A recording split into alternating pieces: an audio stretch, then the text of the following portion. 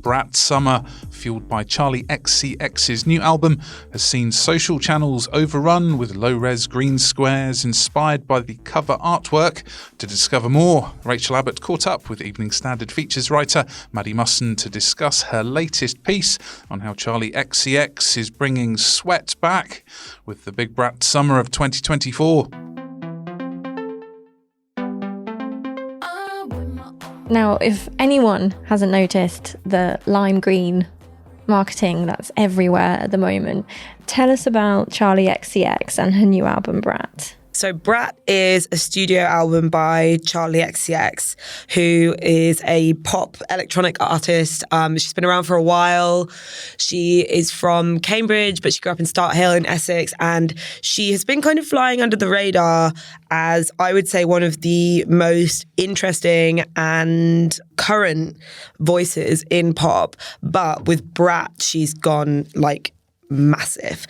So Brat is her 6th studio album, and it has been pushed out with this very smart but also entirely authentic marketing technique where the album cover, for instance, is literally just like a slime green square with the words Brat in incredibly low res Arial font on the front, and that's just it, and it's been everywhere. And what is the message behind Big Brat Summer? So Big Brat Summer is more about being very free, very messy, a little sleazy at times, but also authentic and honest and wholly yourself. It's not just about being like a party girl, even though, to be honest, that is the main message.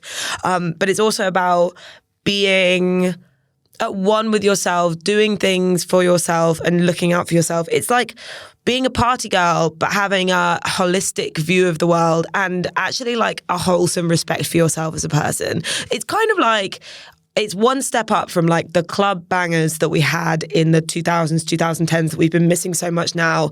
It's like these club bangers and going out and getting messy and having like really wild nights, really just like embracing the summer and being a hot mess, but actually, I don't know, it's kind of like almost feminist in a way where it's like you are not doing this for anyone else. You don't have to look a certain way. Brat can really be interpreted however you want. It is just having the best time and doing it only for you. And you mentioned sleazy before. Are we talking indie sleaze? It's less indie sleaze and more, I think Charli is a very 2024 artist. Like, she's incredibly current.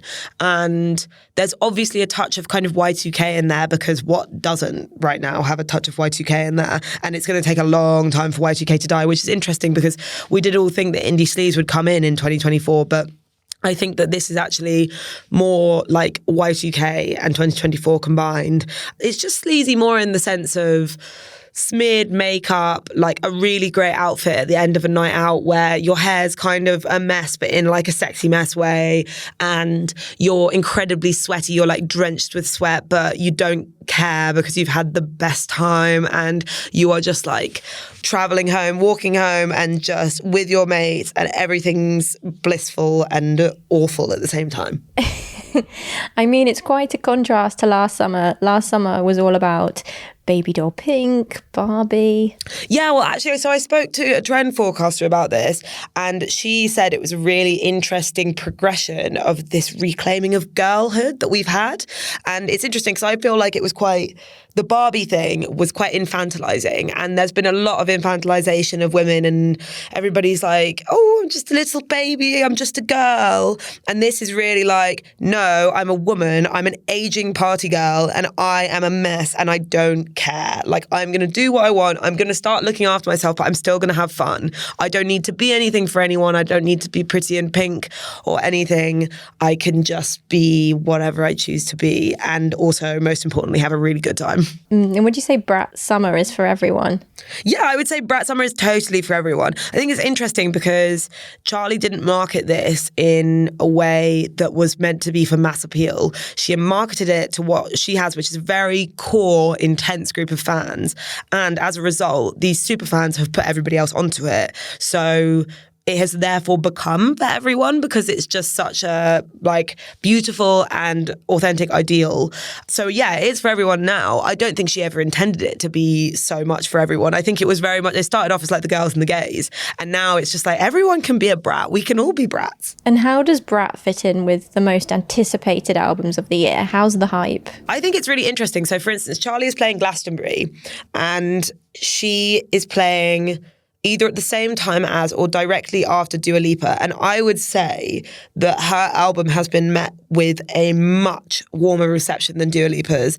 Not to pit the two women against each other, more just talking about like the general kind of view of it. That album, Brat, has done so much more and made such a splash, and the kind of conversation around it is so huge, whereas unfortunately Dua Lipa's did kind of drop like a stone. And I think that it's interesting that you've got like a headliner versus Charli playing to, I think, what is arguably quite a small crowd. I can't remember where she's playing, but it's like a 7,000 capacity area of Glastonbury, and she could so be on a bigger stage than that, because that to me is the album of the year. I'm surprised she wasn't on a bigger stage. And what is Charli XCX's unique place in the 2024 pop landscape? I think Charli has been carving this place out for herself in the 2024 pop landscape for a really long time. It's been such a long time coming. She's been through so many phases. So like when she started out, it was quite authentic. It was her debut album, Nuclear Seasons, her biggest hit. It was all quite like, she was carving out like a niche for herself. And then she went mainstream and she did this album called Sucker. And then she got kind of alternative poppy again. And she's been building this like cult following of people that wanted something more from pop. And also it's interesting because the whole music industry right now is moving to be very electronic, I think.